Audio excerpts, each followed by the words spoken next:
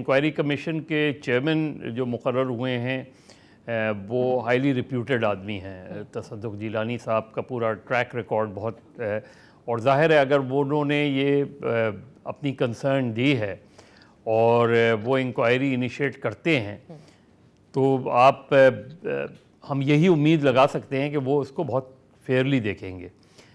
मेरा ख़्याल है जो 6 जजेस जिन्होंने ख़त लिखा है उनकी जो कंसर्न्स हैं वो किस तरह उनको एड्रेस करेंगे। जो 6 जजेस हैं उन सबको और जो सुप्रीम कोर्ट के जजेस हैं उनको भी तसद्दुक़ जिलानी के बारे में पता है कि वो किस तरह के आदमी रहे हैं। अब जो डिफ़िकल्ट क्वेश्चंस हैं वो हैं जो उस ख़त में एड्रेस किए गए हैं।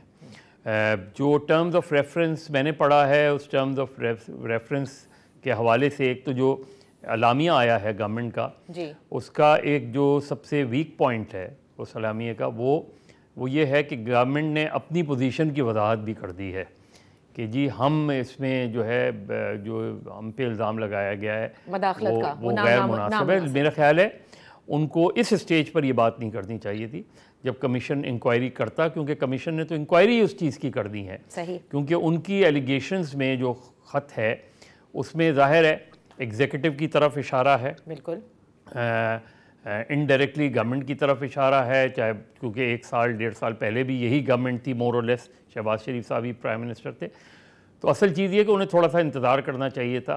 अब ये है कि ये इंक्वायरी होगी किस तरह, सबसे इम्पॉर्टेंट चीज़ ये है। इसके कॉन्सिक्वेंसेस इस ख़त के बहुत हैं क्योंकि इससे पहले जो चीज़ें रही हैं जुडिशरी में उसमें 98 हमने देखा है, I was the witness of 98 crisis के जब 2 सुप्रीम कोर्ट चला करती थी, एक सज्जाद अली शाह साहब की सुप्रीम कोर्ट होती थी और एक जो है वो अजमल मियाँ साहब की होती थी। उसके बाद भी हमने देखा कि मुशर्रफ साहब का जब टेक ओवर हुआ तो वो जजेस इन 6 जजेस का मामला कहाँ तक जाता है ये हमें देखना पड़ेगा।